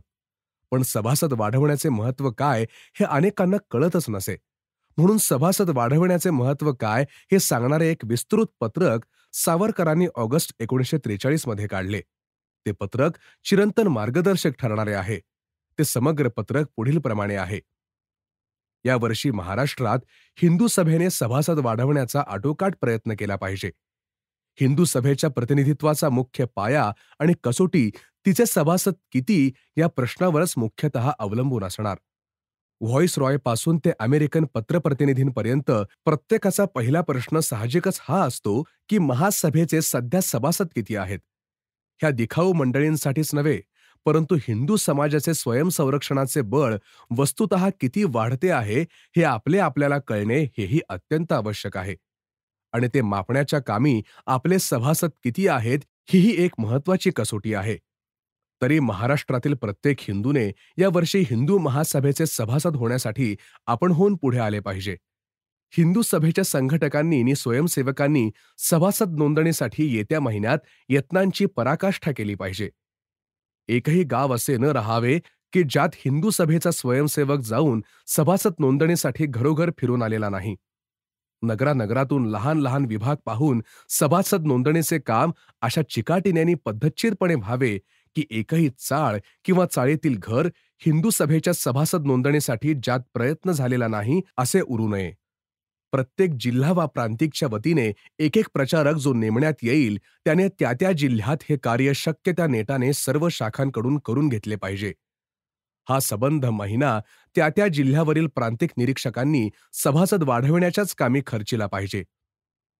महाराष्ट्रात यावर्षी मागच्या तिपटीने तरी हिंदू सभेचे नोंदविलेले सभासद झालेच पाहिजेत असा संकल्प सर्व स्त्री पुरुष हिंदू संघटकांनी आत्ताच्या आत्ता करून आपापल्या गावागावापुरता तरी तो पुरा करून दाखवावा.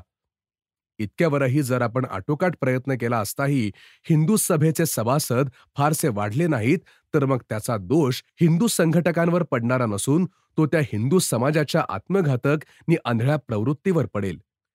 हिंदूंचे हितरक्षण करणारी आणि हिंदू राष्ट्राच्या स्वतंत्र, श्रेष्ठ आणि बलिष्ठ भवितव्यासाठी लढत आलेली हिंदू सभा ही आज एकच एक संस्था आहे. हिंदुत्वाचा अभिमान असणाऱ्या हिंदू कुळात जन्मलेल्या प्रत्येक हिंदू स्त्री पुरुषाने तिचे सभासद झालेच पाहिजे. ह्या कर्तव्याची जाणीव आपण आपल्या गावातील वा नगरातील प्रत्येक घरी भेट देऊन प्रत्येक हिंदू स्त्री पुरुषास करून दिली की सभासद नोंदणीविषयी तरी हिंदू संघटकांचे कर्तव्य त्याने केले असे होईल. मग कोणी सभासद होवोत वा न होवोत, आत्मघाताचे पाप त्यांच्या माथ्यावर. येत्या ऑक्टोबर 10च्या आत सभासद नोंदणीचे काम पुरे होऊन सर्व सभासद नामावल्या संपूर्ण झाल्याच पाहिजेत. नगरसेवकांनी ते काम प्रथम करावे. महापालिका निवडणुकीसंबंधी मतदारांना आवाहन म्हणून 9 ऑक्टोबर 1943 रोजी काढलेल्या एका विस्तृत पत्रकात सावरकर लिहितात, नगरसेवकाचे मुख्य काम नगरपालिकेत उपस्थित राहून नागरिक अधिकारांचे संरक्षण करणे. पण काँग्रेसी नगरपिते बंदिवासात जात आहेत.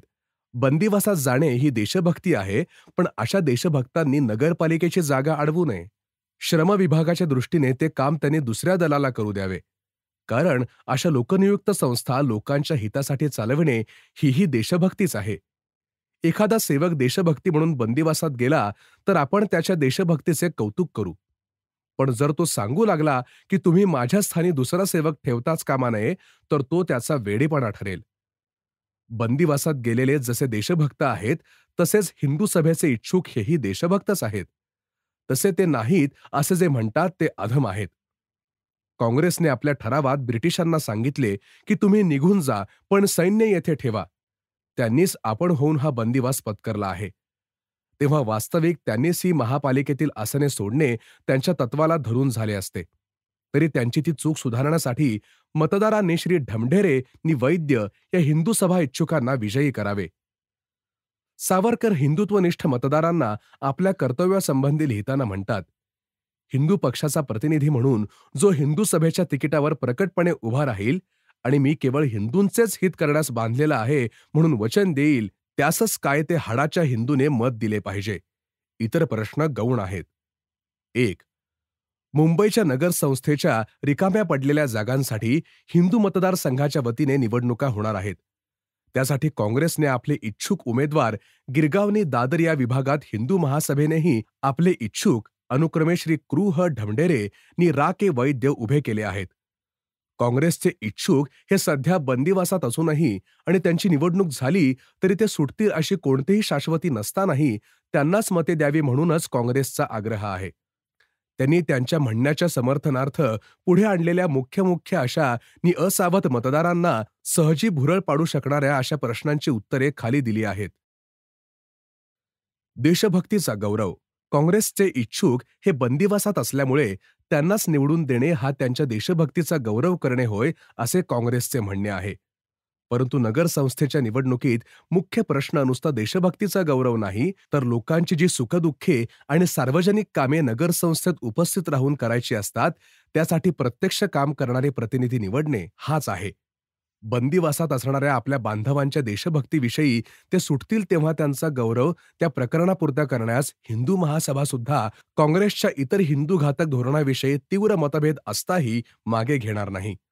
परंतु ते बंदिवासात आहेत तो पावे तो राष्ट्राच्या सेवेची सहस्रावधी कामे चालवण्यासाठी इतर देशभक्तांनी पुढे येऊन त्यांच्या अनुपस्थितीत राष्ट्राची सेवा अधिकोत्तम प्रकारे करून दाखवणे, राष्ट्रीय कार्ये लहान व मोठी अधिक नेटाने पुढे ढकलणे, ज्या राष्ट्रीय संस्थातील त्यांची आसने रिकामी पडली आहेत ती नव्या कार्यकर्त्यांकडून भरून काढून ती कामे अखंड चालू ठेवणे, हाच राष्ट्रीय देशभक्तीचा खरा मार्ग होय.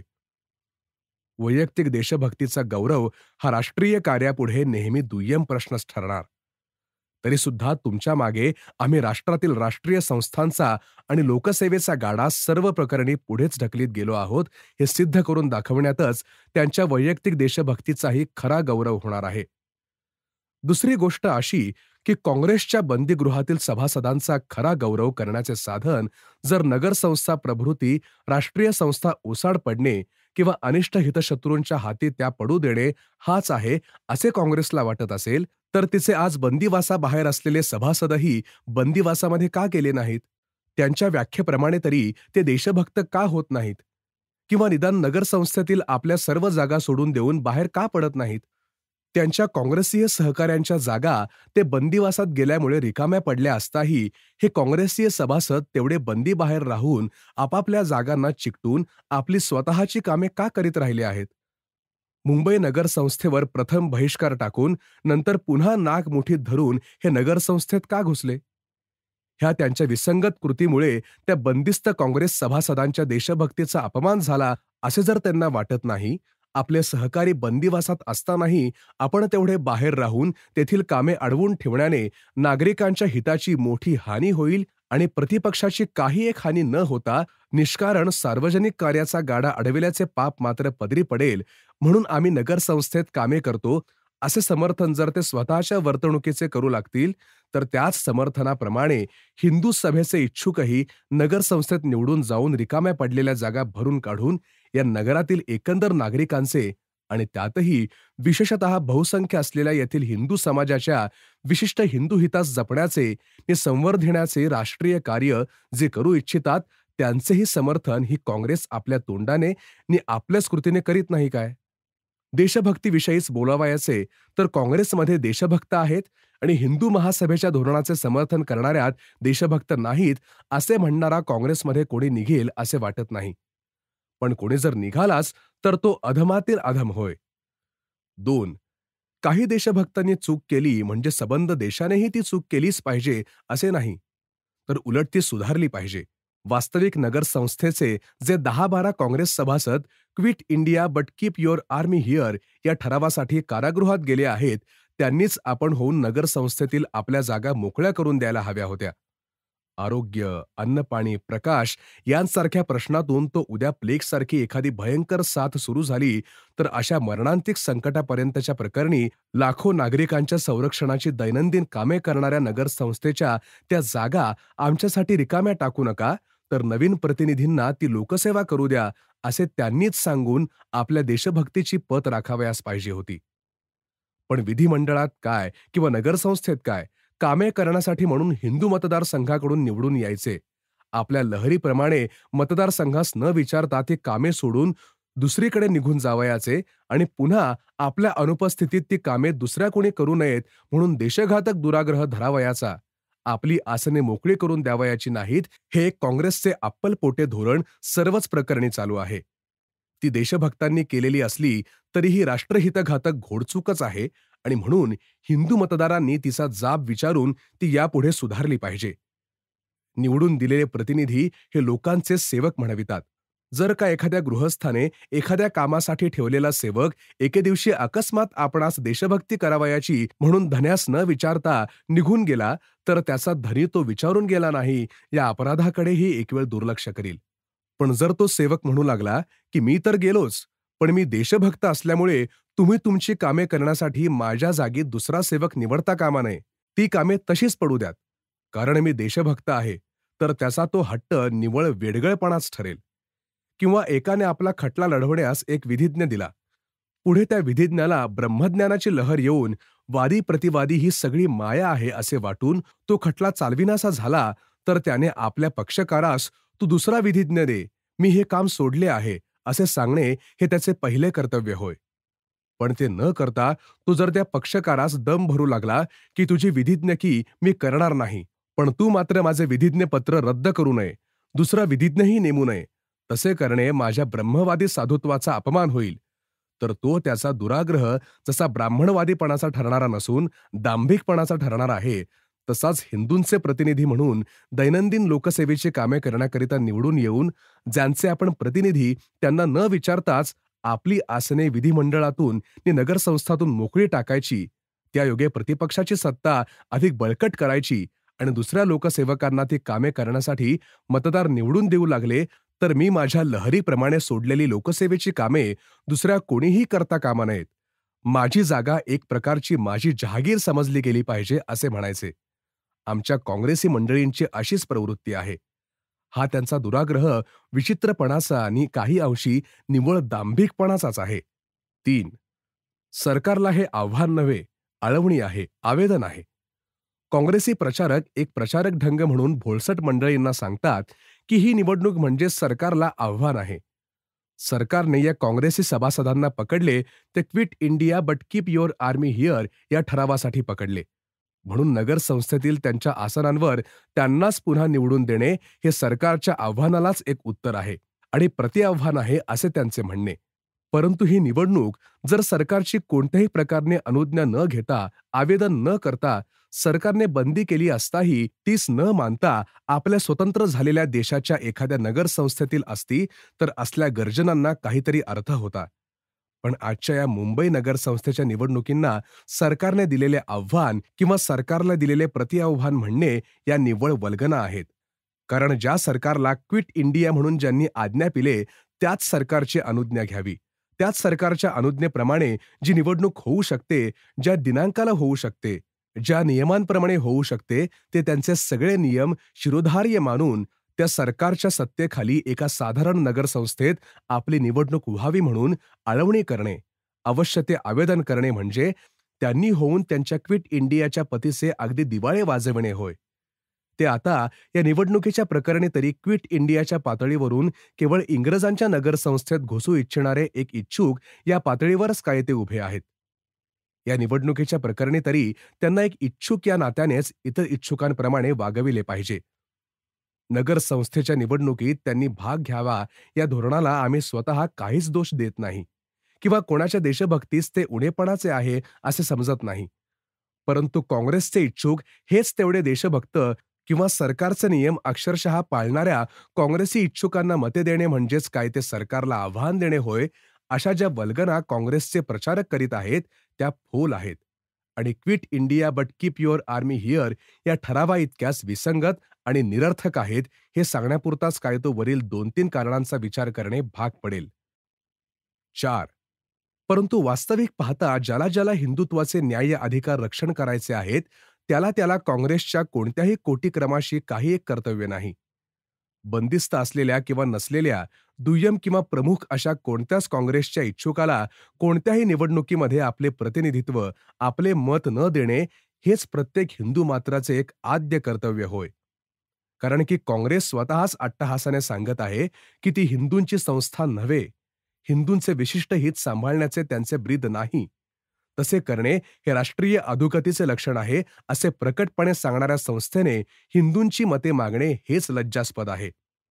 यास्तव मुंबई नगर संस्थेच्या निवडणुकीतच काय, पण कोणत्याही निवडणुकीत हिंदुत्वनिष्ठ मतदारांचे मुख्य कर्तव्य हे की हिंदू पक्षाचा प्रतिनिधी म्हणून जो हिंदू महासभेच्या तिकिटावर उभा राहील आणि मी केवळ हिंदूंचेच हितरक्षण करण्यास बांधलेला आहे म्हणून वचन देईल, त्यासच काय ते हाडाच्या हिंदूने मत दिले पाहिजे. इतर प्रश्न गौण आहेत. या तत्वानुसार हिंदू महासभेचे अधिकृत इच्छुक गिरगाव विभागातील श्री कृह ढमडेरे आणि दादर विभागातील श्री रा के वैद्य यांसच मतदारांनी आपली मते द्यावीत. निवडणूक निर्णयाचा बोध. गिरगाव महापालिकेच्या निवडणूक निकालानंतर ऑक्टोबर 1943 मध्ये सावरकरांनी जे पत्रक काढले ते चिरंतन महत्वाचे आणि सावरकर विचारांचे दिग्दर्शन करणारे आहे. ते समग्र पत्रक असे: गिरगाव चौपाटी विभागात मुंबई नगर संस्थेच्या 2 आसनांची जी पोटनिवडणूक परवा झाली, तीत या काँग्रेसचे 2ही इच्छुक निवडून आले, याविषयी काँग्रेसनिष्ठांना आनंद वाटणे साहजिकच आहे. जर हिंदुत्वनिष्ठांचा काँग्रेसला सुद्धा हादरून सोडणारा विरोध ज्या मुख्य कारणांसाठी होता, ती कारणे विचारात घेऊन हे निवडून आलेले काँग्रेसनिष्ठ इच्छुक हिंदुत्वाचे न्याय्य अधिकार निर्भयपणे रक्षण करतील नि त्यायोगे राष्ट्रीय सभा हे खरोखरीच राष्ट्रीय आहे असे सिद्ध करतील, तर हिंदुत्वनिष्ठांना ते निवडून आले म्हणून दुःख वाटण्याचे काहीच कारण नाही. परंतु काँग्रेस ही स्वतःला तिच्या स्वतःच्याच प्रतिज्ञेमुळे हिंदूंचे प्रतिनिधी म्हणवू शकत नाही आणि अशा किरकोळ पोटनिवडणुकातून निवडून आलेले सभासद क्वचित हिंदुत्वनिष्ठ जरी असले तरीही काँग्रेसचे हिंदू हित आणि राष्ट्रहितविरोधी असलेले धोरण लहान सहान प्रश्नापासून ते पाकिस्तानसारख्या भयंकर प्रश्नापर्यंत सुद्धा बदलू शकणार नाही, ही गोष्ट अगदी ठाम आहे. त्याचप्रमाणे हिंदुत्वनिष्ठ तिकिटावरच उभे असलेल्या प्रतिनिधींना हिंदू मतदारसंघ आपला हिंदूंच्या वतीने बोलण्याचा समग्र अधिकार जेव्हा देईल आणि ज्या ज्या प्रमाणात देत जाईल तेव्हा आणि त्या त्या प्रमाणातच काय ते हिंदूंचे न्याय्य हित साधू शकेल. इतकेच काय, पण हिंदुस्थानचे राष्ट्रीय अखंडत्वही संरक्षिले जाईल, ही गोष्ट तितकीच ठाम आहे. श्री श्रीप्रकाश, श्री राजगोपालाचार्य आणि श्री गोपीनाथ श्रीवास्तवांपासून ते आझाद गांधींपर्यंत काँग्रेसच्या अनेक धुरंधर नेत्यांनी मुसलमानांच्या हाती अधिक प्रतिनिधित्वाचेच नव्हे तर पाकिस्तानचेही उदक सोडण्यास आपली स्पष्ट आणि लेखी संमती वारंवार दिलेली आहे. म्हणूनच एक निवडणूक जिंकली काय किंवा 10 निवडणुकी हारल्या काय, प्रत्येक हिंदुत्वनिष्ठाचे कर्तव्य हेच असणार की मी माझे मत तरी हिंदुत्वनिष्ठ इच्छुकासच देणार. मी तरी माझ्या हिंदू बांधवांना काँग्रेसला हिंदूंचे प्रतिनिधित्व अर्पिण्याच्या मारक धोक्यापासून सावध करीत राहणार. मग ज्यांना जाणून बुजून आत्महत्याच करायची असेल त्या लाखो हिंदूंनी जर आंधळेपणाने व हट्टाने काँग्रेसलाच मते देऊन आपले राष्ट्रीय मरण आपल्यावर ओढवून घेतले तर त्याचे पाप त्यांच्या माथ्यावर. अशा प्रकारच्या बाणेदार हिंदुत्व निष्ठेने या परवाच्या निवडणुकीच्या वेळी हिंदू महासभेच्या वतीने सर्व भार आणि दायित्व आपण स्वतः सोसून हिंदू महासभेचे इच्छुक म्हणून जे निवडणुकीस उभे राहिले आणि शेवटपर्यंत ज्यांनी धीरोदात्त वृत्तीने जी निवडणूक लढविली त्या श्री कृष्णाजी हरी ढमढेरे यांनी सर्व हिंदुत्वनिष्ठांस खरोखरच उपकृत केले आहे. त्याचप्रमाणे तशाच तत्वनिष्ठेने हिंदूंची 2-3 हजार मते महासभेच्या इच्छुकाला पडली, ही गोष्ट कोणत्याही उदयोन्मुख पक्षाला अभिनंदनास्पद आहे. अशा सर्व मतदारांचेही आम्ही आभारी आहोत. या निवडणुकीत हिंदुत्वाचा जो दांडगा प्रचार झाला आणि हिंदुत्वनिष्ठांच्या वाढत्या संघटनेचा जो प्रभाव काँग्रेसच्या मनावरही पडला वाचून राहिला नाही, त्याविषयी हिंदू पक्षाच्या तत्वनिष्ठ, जीवापाड श्रम करणाऱ्या आणि निरुत्साहास केव्हाही थारा न देणाऱ्या शेकडो स्वयंसेवकांचेही मी मनःपूर्वक आभार मानित आहे. निवडणुका जिंकण्याची किंवा हरण्याची अनेक कारणे असतात. त्यावरून कोणत्याही पक्षाचे चिरंतन बल हेरणे चुकीचे आहे. याच विभागात गेल्या सार्वत्रिक निवडणुकीत काँग्रेसची धुळदाण उडवून महासभेने पुरस्कृत केलेले इच्छुक बॅरिस्टर जमनादासजी मेहता पहिल्या क्रमांकाला निवडून आले होते आणि श्री तळपदे, श्री तटनीस, श्री भगवंतराव परळकर प्रभृती महासभेने पुरस्कृत केलेल्या इच्छुकांनीही इतर विभागातून काँग्रेसचा पराभव केला होता. अशी एक काय पण 100 निवडणुका जरी आम्ही हरलो तरी देखील 101वी निवडणूक जी येईल ती पण हिंदुत्वनिष्ठ पक्ष लढतील आणि तीतही हिंदू मतदारांना सत्य तत्व म्हणून सांगतच राहील की हिंदुस्थानचे स्वातंत्र्य, हिंदुस्थानचे अखंडत्व आणि हिंदू राष्ट्र रक्षण्याचे ब्रीद प्रकटपणे घेतलेल्या हिंदुत्वनिष्ठ प्रतिनिधीसच जो जो हाडाचा हिंदू असेल त्याने मत दिले पाहिजे. मतदारांचे कर्तव्य मतदार करोत वा न करोत, मी हिंदू राष्ट्राचा एक सैनिक म्हणून माझ्यापुरते तरी माझे कर्तव्य मी केलेच पाहिजे. दुष्काळातील बाटवा-बाटवी 1943 साली बंगाल ओरिसामध्ये पडलेल्या दुष्काळासंबंधी काढलेल्या एका पत्रकात सावरकर लिहितात, बंगाल, ओरिसा आणि इतर प्रांतात अन्नदुर्भिक्षाने इतका कहर उडवून दिलेला आहे की हिंदुस्थानातील कानाकोपऱ्यातून प्रत्येकाचे अंतःकरण या विभागातील लोकांचे हाल पाहून व ऐकून गदागदा हलविले गेले आहे आणि हिंदुस्थानातील संस्था आणि व्यक्ती यांच्याकडून मदतीसाठी पैशाचा पाऊस दुर्भिक्षाच्या प्रांतावर पाडण्यात येत आहे. तरी देखील सुधारावी तशी परिस्थिती सुधारत नाही. मृत्यूच्या दाढेतून या दुष्काळ पीडितांना वाचवण्यासाठी सर्व हिंदुस्थान आज प्रयत्न करीत आहे. यावरून या आपत्तीचे स्वरूप किती भयंकर असेल याची कल्पना येण्याजोगी आहे. परंतु दुष्काळग्रस्त प्रांतातील हिंदू समाजावर वरील आपत्तीपेक्षाही भयंकर अशी आपत्ती या दुष्काळामुळे आलेली आहे. ती म्हणजे शारीरिक मरण टाळण्यासाठी सांस्कृतिक आणि धार्मिक मरण ओढवूनच घ्यावे लागत आहे ही होय. या दुष्काळी प्रांतातून उपाशी हिंदूंना अन्नाची आशा दाखवून मुसलमान बनवण्याचे संघटित प्रयत्न तेथील मुस्लिम संस्था करीत आहेत याची माहिती बहुसंख्य हिंदूंना आहे काय? मरत असलेल्या हिंदू मनुष्यास मुसलमान अन्न देतो, पण केव्हा? तर तो हिंदुत्व सोडून इस्लामला कवटाळील तेव्हाच. नाहीतर त्या मरणाऱ्या व्यक्तीकडे मुसलमान मजेने पाहत राहतो. या वृत्तीचे धर्माच्या नावाखाली मुसलमान लोक मोठ्या अभिमानाने समर्थन करतात. तसेच राजकीय डावाच्या नावाखाली हे प्रयोग क्षम्य मानले जात आहेत. मृत्यूच्या शय्येवर पडलेल्या आणि मेलेल्या अशा मुलांना आणि बाया-बापड्यांना कोल्ह्या कुत्र्यांनी खाल्ल्याची उदाहरणे वाचून कितीतरी जणांना वाईट वाटले असेल. परंतु वरील मुसलमान हे त्या कोल्ह्या कुत्र्या पलीकडचे पशु ठरत नाहीत काय? कोल्ही कुत्री हे तर बोलून चालून पशुच आहेत, परंतु हे मनुष्य वेशधारी पशु त्यांच्यापेक्षा भयानक होत. म्हणून हिंदुत्वाची चाड बाळगणाऱ्या सर्व संस्थांनी आणि व्यक्तींनी यावेळी आपली शिकस्त करून आपल्या हिंदू बांधवांना या प्राणघातक संकटातून सोडविले पाहिजे. गेल्या कित्येक शतकांचा इतिहास आपणास हेच सांगतो की दुष्काळ, रोगांच्या साथी आणि राष्ट्रीय आपत्ती ही सर्व मुसलमानांच्या इस्लामीकरणाच्या कारवायात साधनासारखीच उपयोगी पडली आहे. बंगालमध्ये मानवाच्या उदात्त भूमिकेवर जात-गोत न पाहता सरसहा सर्वांनाच सहाय्य करण्याच्या कामी रामकृष्ण मिशन, बंगाल सहाय्यक समिती आदी संस्था काम करीतच आहेत. परंतु मुसलमान लोक त्यांचा लाभ अन्य रीतीने घेत आहेत. हिंदुस्थानातही मुसलमानांनी केवळ मुसलमानांच्याच सहाय्याकरिता म्हणून निधी जमविला आहे आणि वर उल्लेखलेल्या प्रकाराच्या लोकसंस्थातून मुसलमान उपवासितांना सहाय्य मिळत असल्याकारणाने मुसलमानांनी जमविलेल्या निधीचा विनियोग हिंदूंना बाटवण्याच्या कामे निर्माण केलेल्या संस्थेच्या कार्यात ते करीत आहेत.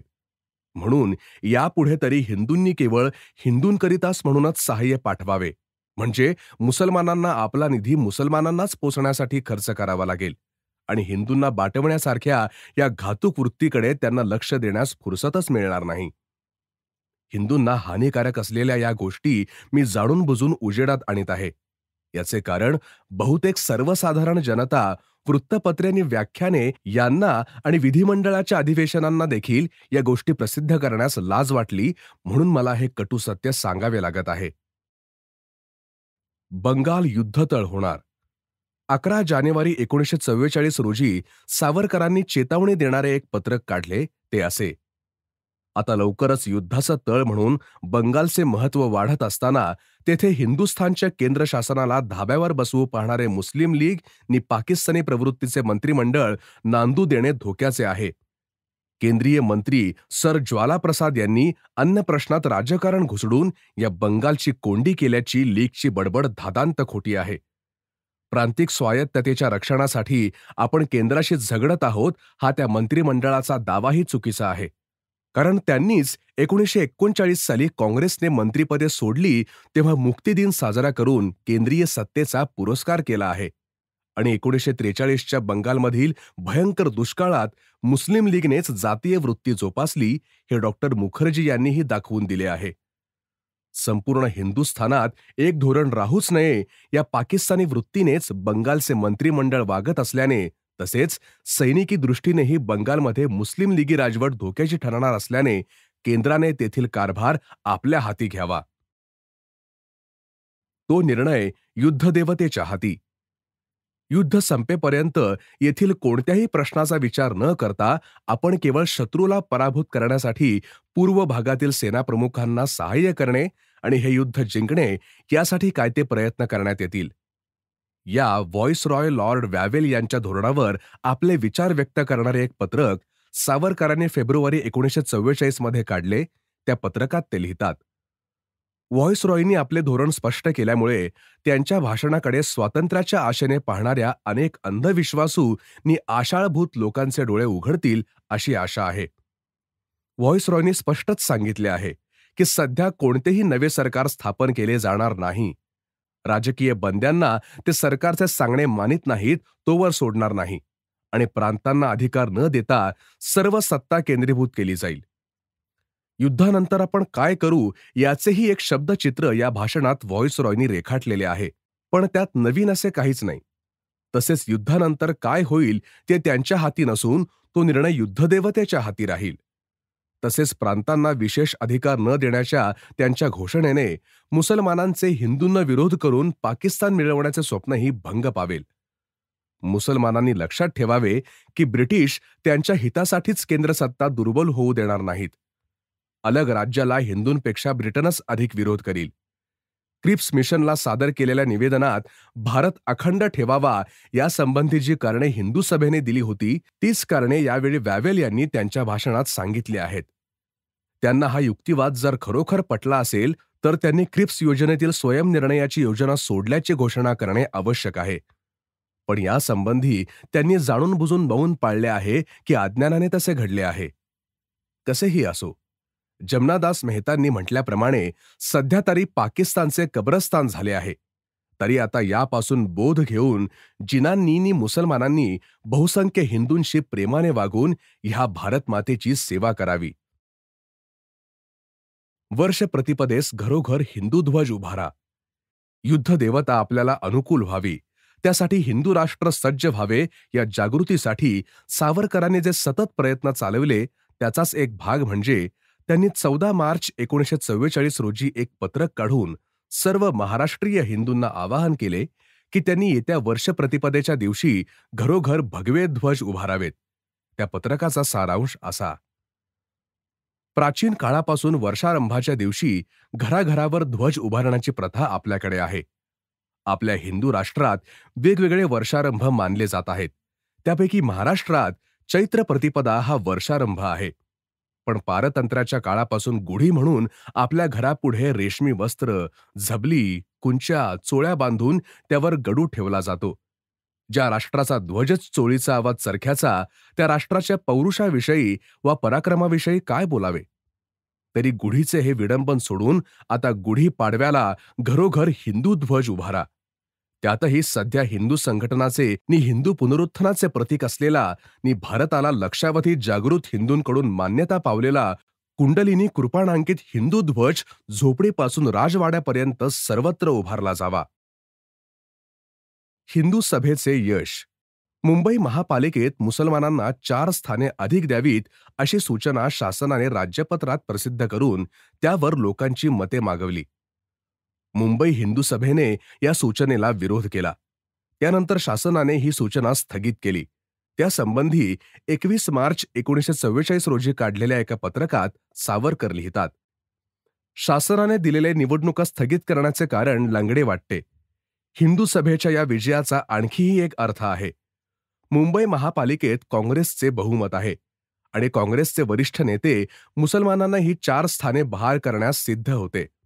पण हिंदू सभेने त्याविरुद्ध आंदोलन चालवल्याने काँग्रेसमधील बहुसंख्य हिंदू सभासद विचारात पडले. आपण मुसलमानी मागणीस संमती दिल्यास बहुसंख्य हिंदू मतदार आपणाला निवडून देणार नाहीत, अशीही त्यांना भीती वाटू लागली. ह्यासाठी हिंदू सभा निवेदनावर स्वाक्षऱ्या करणारे 30 सहस्त्र मतदार तसेच मुंबई हिंदू सभेचे नेते C.K. बोले, राजा नारायण लाल, अधिवक्ते तळपदे, ल.ग. थत्ते प्रभृतींचे मी अभिनंदन करतो. गांधींप्रमाणे इतरांनाही सोडा. महात्मा गांधींच्या 21 महिन्यांच्या बंदिवासानंतर 6 मे 1944 रोजी सुटका झाली. तेव्हा सावरकरांनी त्यासंबंधी काढलेल्या एका पत्रकात त्यांची सहृदयता दिसून येते. ते पत्रक असे: अशक्त प्रकृतीमुळे गांधीजींची मुक्तता झाल्याचे ऐकून तर अखिल राष्ट्राला हायसे वाटत आहे. भूतदयेने प्रेरित होऊन सरकारने त्यांना विमुक्त केले आहे. महात्माजींच्या प्रकृतीला लवकर आराम पडावा असे मी इच्छितो. शासनाने आता पंडित जवाहरलाल नेहरू आणि इतर स्थानबद्ध काँग्रेस कार्यकर्ते यांनाही मुक्त करावे अथवा त्यांच्यावर अभियोग भरून त्यांना कोणत्या आरोपाखाली अटकेत ठेवले आहे ते जनतेला स्पष्ट करून सांगावे. जिनांना उत्तर. 10 मे 1944 रोजी काढलेल्या एका पत्रकात बॅरिस्टर जिना यांना उत्तर देताना सावरकर लिहितात, पंजाबातील संयुक्त मंत्रिमंडळासंबंधी माझ्या पत्राचा जो अर्थ जिनांनी लावला आहे तो चुकीचा आहे. असे चुकीचे अर्थ हेतुतः लावून जर माझी खरी पत्रके बाहेर पाडण्याचा त्यांचा डाव असेल तर त्यांनी लक्षात घ्यावे की मी काही इतका सहज फसणारा नेता नाही. जिनांच्या अलीकडील वक्तव्यांवरून त्यांनाही हिंदू सभेची मैत्री पाहिजे असे दिसू लागले आहे. पण त्यांनी लक्षात ठेवावे की ही मैत्री इतकी सोपी नाही. आज सिंध किंवा सीमा प्रांतात जे हिंदू मंत्री लीगच्या मंत्र्यांशी सहकार्य करीत आहेत त्यांनी लीगच्या ध्येय धोरणाला पाठिंबा दिलेला नाही, तर केवळ हिंदू शीख यांच्या हितरक्षणार्थ ते त्या मंत्रिमंडळात गेले आहेत. त्याचप्रमाणे पंजाबातही जर हिंदूंनी शीख युती पक्की राहिली तर ती मातृभूमीच्या विच्छेदनाची जिनांची स्वप्ने हाणून पाडून अखंड भारताचे स्वातंत्र्य संपादन निरक्षण करण्यास समर्थ ठरेल.